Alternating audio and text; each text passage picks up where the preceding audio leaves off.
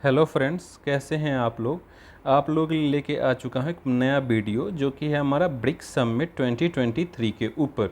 जानते हैं कि ब्रिक्स समिट इंडिया के लिए कितना बेनिफिशियल रहा और ब्रिक्स के मेंबर्स के लिए कितना बेनिफिशियल रहा। साथ ही ये भी हम जानेंगे कि इसके अंदर जो है सो क्या क्या जो है सो और ज़्यादा एंटी वेस्ट सेंटिमेंट्स या फिर हमारा जो है सो सपोर्ट ऑफ द वेस्ट किस तरह से मायने रख रहा है इंडिया के लिए और इससे आगे क्या स्कोप बनता है इंडिया के साथ। अगर आप लोग इस वीडियो का पीपीटी चाहते हैं तो मेरे डिस्क्रिप्शन में टेलीग्राम लिंक अपलोड कर दूंगा, जिसके थ्रू आप जो है सो इस पीपीटी को डाउनलोड कर सकते हैं। चलिए देखते हैं फिर क्या था इस वीडियो के अंदर। Why in news BRICS summit इतना इम्पोर्टेंट है क्यों, वो समझते हैं। This year 15th BRICS summit was held from 22nd to 24th August at the Sandton Convention Center in South Africa. A major outcomes of the BRICS summit was the decision of the BRICS leader to expand its membership to include 6 new members. Means they have decided to add 6 new members. हम जानेंगे कि वो 6 नए देश कौन कौन से हैं और उनका क्या मायने रखता है ब्रिक्स में ऐड होने से। आगे अभी कंटिन्यू करते हैं। BRICS decision are unanimous, that is all members have to agree for any move to go ahead. Means BRICS के जितने भी मेंबर्स हैं जैसे Brazil, Russia, India, China and South Africa, अगर कोई न्यू मेंबर ऐड होना चाहता है तो सभी की परमिशन ज़रूरी है। इफ़ एनी वंस डिनाई तो वो मेंबर नहीं बन सकते हैं। और साथ में ये भी समझते हैं कि इनका जो है सो समिट्स हेल्ड कैसे होता है। जैसे हमने देखा कि ब्रिक्स है, बी ब्राज़ील, तो first going to held in Brazil, then Russia, then India, then China and South Africa. This year held in South Africa, now again in Brazil. अब समझते हैं 15th ब्रिक्स समिट जो है हमारा host. This year summit was hosted by South Africa, chaired of BRICS on January 1st 23। ये 1st January to 1st January 31st of December take करते हैं। Theme इस साल ब्रिक्स का क्या था theme? BRICS and Africa partnership for mutual accelerated growth, sustainable development and inclusive multilateralism. अब समझते हैं इसके अंदर 5 प्रायोरिटीज़ फॉर 2023। मेन प्रायोरिटीज़ क्या क्या हैं इस साल के लिए? Developing a partnership towards an equitable, just transition, transforming education and skill development for the future, unlocking opportunities through the African Continental Free Trade Area, strengthening post-pandemic socio-economic recovery, and the attainment of the 2030 Agenda of Sustainable Development. And the 5th point, that is strengthening multilateralism, including working towards the real reform of global governance institution and strengthening the meaningful participation of women in peace process. In short में हम समझते हैं कि simple सी बात है, 5 priorities है तो ये हम इजली समझ सकते हैं कि 2023 में सब चाहेंगे पहले क्या? इक्विटेबल ट्रांजिशन हो, मीन्स जो ट्रेड इम्बैलेंस है वो ट्रेड बैलेंस हो जाए। दूसरा, अफ्रीका के अंदर उनका स्किल डेवलपमेंट उतना नहीं है, एजुकेशन उतनी नहीं है, तो उनका स्किल एंड एजुकेशनल डेवलपमेंट हो। साथ ही उनका जो है सो ट्रेड इम्बैलेंस है, तो वो चाहेंगे कि अफ्रीकन कॉन्टिनेंट में फ्री ट्रेड एरियाज जो हैं वो अनलॉक हो। साथ ही वो क्या चाहेंगे कि पोस्ट पैंडेमिक के अंदर हम सभी जानते हैं कि होल वर्ल्ड बंद हो चुकी थी, जिसके तहत सारा ट्रेड इम्बैलेंस हो चुका था, तो वो post pandemic socio economic recovery हो और 2030 का जो एजेंडा था ऑफ सस्टेनेबल डेवलपमेंट वो अचीव हो। साथ ही women participation means feminist agenda जो है सो कुछ ज़्यादा ही है। तो सिंपली हम समझते हैं कि अफ्रीका से अगर ले रहे हैं तो 5 चीज़ें हमें ध्यान रखना पड़ेगा: equitable just transition, education skill development, African continental free trade area, post pandemic socio economic recovery and women participation. अब हम समझते हैं आउटकम क्या आया इस समिट का। At the end of the summit member countries adopted Johannesburg second declaration. अब outcome document called upon member countries to work on the following themes. What are the following themes? partnership of inclusive multilateralism, fostering an environment of peace and development, partnership for mutually accelerated growth, partnership for sustainable development, deepening people to people exchange, institutional development. अब देखते हैं timeline means how the BRICS develop और क्या क्या चीज़ें थी। इसकी starting जो थी 2001 में British economist gym ओ'नील of Goldsman such coined the term brick. He coined the term to highlight the potential of these four economies for an investor's interest perspective. 2006, an informal meeting of the grouping was held among Russia, India and China on the sidelines of G8 Outreach Summit in Russia. 2009, first BRICS summit was held in Russia. First summit 2009. 2010, Africa joined. BRIC become BRICS. 2015, National Development Bank, also known as BRICS Bank, was launched. अब देखते हैं rationale behind the creation of BRICS means क्या thinking थी BRICS बनाने के लिए। Lack of representation from voice of global south. What is global south and global north? Global north कहलाती है डेवलप्ड कंट्रीज, जो कि है हमारा US, Russia, Europe and Australia, और ग्लोबल साउथ जो कि हमारी डेवलपिंग कंट्रीज हो गई, अफ्रीका, साउथ अमेरिका, इंडिया और एशियन कॉन्टिनेंट्स, ये हमारे हो गए global south. In past India and other Africa, Asia countries have criticized the dominance of European and Western countries at international forums and institutions such as the United Nations, countering the influence of USA. पहला तो हमारा global voices of global south, दूसरा countering the influence of USA. It also come amid a solidification of the United States status as the sole superpower after the USSR collapse in 1991 and the realization of countering its influence. To enhance cooperation, BRICS came about to enhance cooperation between these five countries.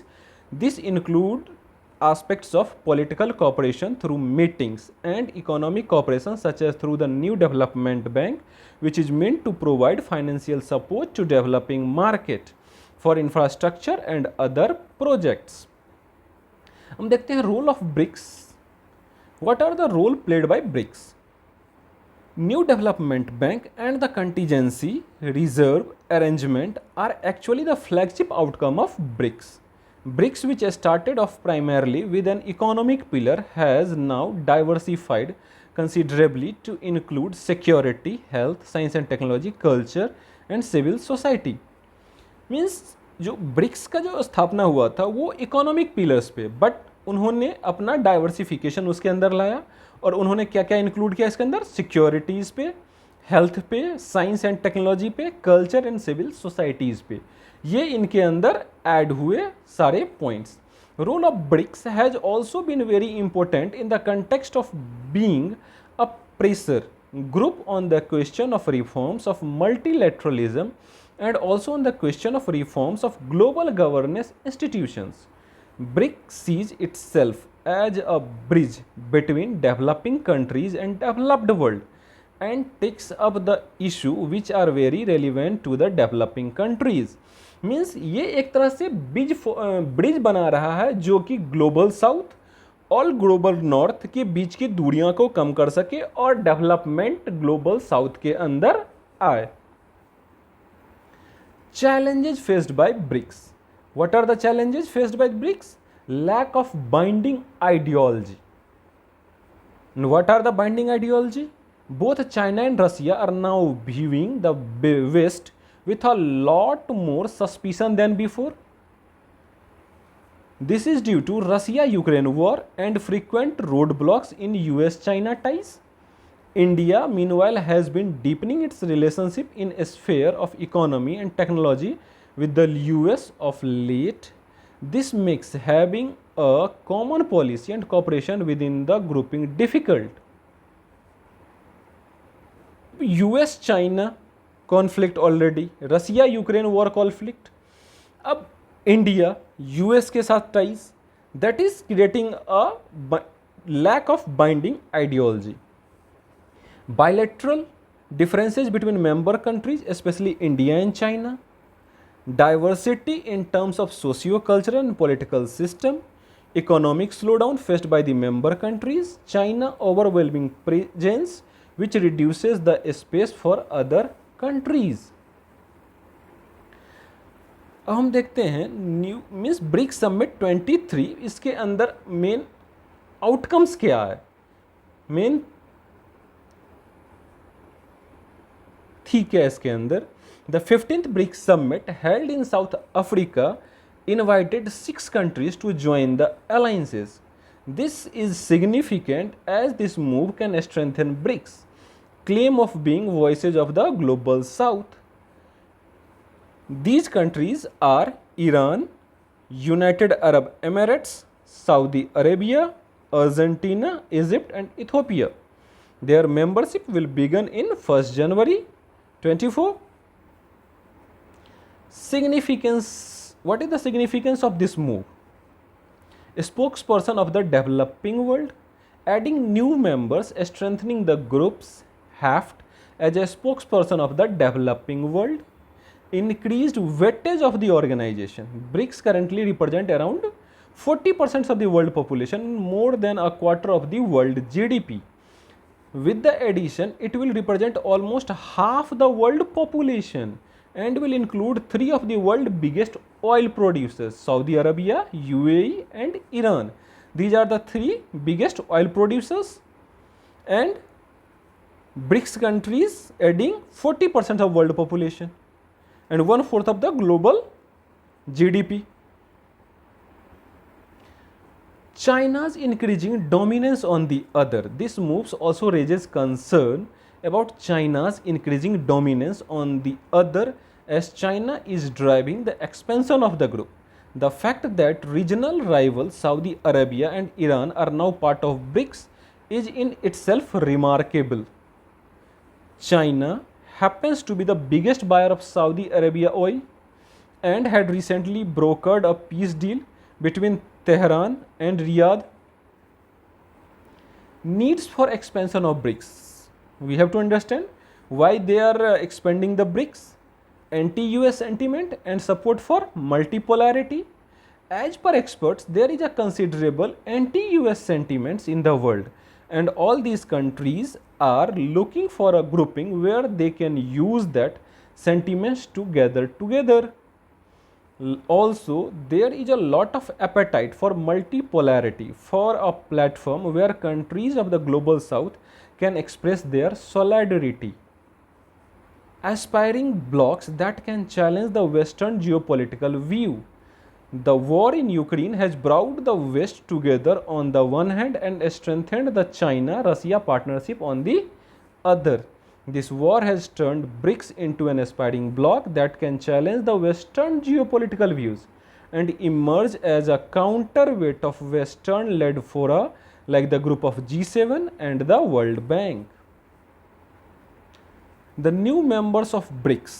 समझते हैं कि main new members को इसके अंदर क्या चीज़ें मिलने वाली है. The invitation of Iran, whose ties with the West are strained already, seems to have a strong China-Russia imprint. While Saudi Arabia has traditionally been a US ally, it has been increasingly striking out on its own, and the BRICS membership is in line with that.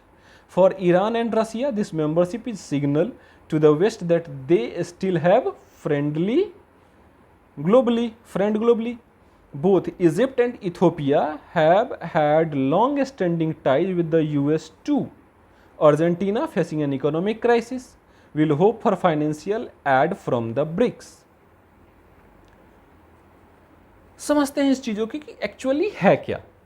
अब सबसे बड़ी बात है कि जितने हमारे ties बढ़ेंगे, grouping बढ़ेंगी, उससे क्या होगा, हमारा ट्रेड एक दूसरे कंट्रीज़ के साथ इंक्रीज होगा. जैसे ही ट्रेड इंक्रीज होगा तो ये वॉरलॉक सिचुएशंस जो हैं वो क्रिएट नहीं होंगी. हम देखते हैं कि इंडिया पाकिस्तान कॉन्फ्लिक्ट्स रेगुलरली क्यों होता है? क्योंकि हमारा इंडिया और पाकिस्तान के बीच में ट्रेड रिलेशंस नहीं है। वही हमारा इंडिया चाइना ट्रेड बैलेंस है, ट्रेड काफ़ी ज़्यादा है, तो चांसेस वेरी कम हैं दोनों के बीच में वॉर होने के लिए।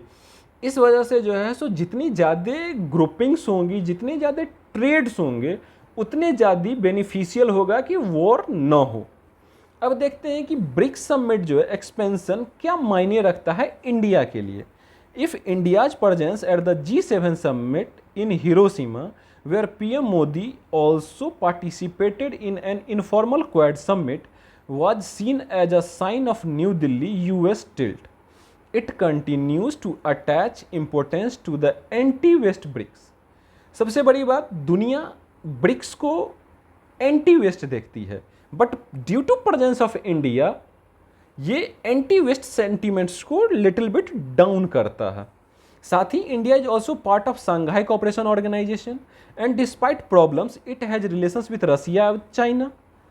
While China does want BRICS to be anti-Western group, India's view is that it is a non-Western grouping and should stay that way. Among the new members, while India look at all of them as partnership worth developing, however, concerns have been raised that the group could become more pro-China and sidelines New Delhi voice and interest. यहाँ पे दिक्कत ये आएगी कि ये जो जितनी भी ग्रुपिंग बनी है उसके अंदर लोन पेयर बन रहा है इंडिया का, जो थोड़ा बहुत क्रिएट कर सकता है प्रॉब्लम इंडिया के लिए। Thank you.